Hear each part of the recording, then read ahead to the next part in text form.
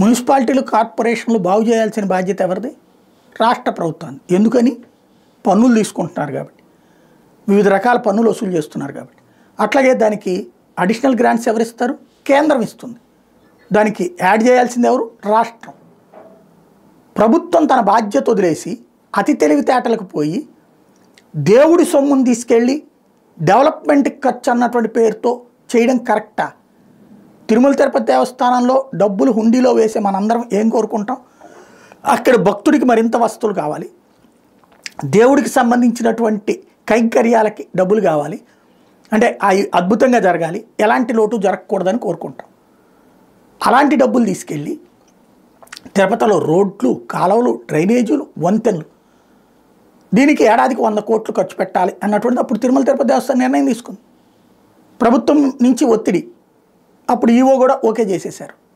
ఇప్పుడు అప్పుడే భానుప్రకాష్ రెడ్డి ఎవరైతే బీజేపీకి సంబంధించినటువంటి ఇప్పుడు టీటీడీ బోర్డు మెంబర్ ఉన్నారు, తను సవాల్ చేశాడు హైకోర్టులో. ఇప్పుడు అది చర్చకు వచ్చింది. అదే తిరుమల తిరుపతి దేవస్థానం ప్రశ్నించింది.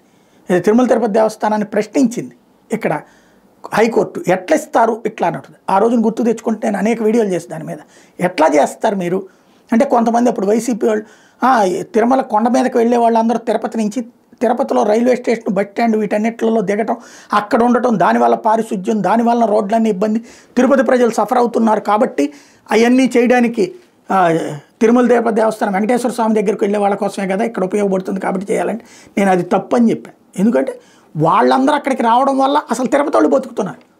తిరుపతిలో ఉన్నటువంటి లక్షలాది మంది బతికేదే తిరుమల వెంకన్న స్వామి దగ్గరికి వెళ్ళేటటువంటి భక్తుల యొక్క అవసరాలు తీర్చే వివిధ పనుల వలన. అలాంటి డబ్బులు తీసుకొచ్చి ఇక్కడెక్కడ తినేస్తారు?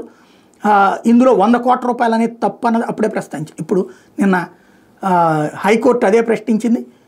ప్రభుత్వం మారింది కాబట్టి, ఇప్పుడు ఈవో కూడా మారారు, బోర్డు కూడా మారింది కాబట్టి ఇప్పుడు ప్రస్తుతం నిర్ణయం ఏంటి అన్నటువంటిది త్వరలో చెప్తామంటూ టీటీడీ కోర్టుకు చెప్పింది.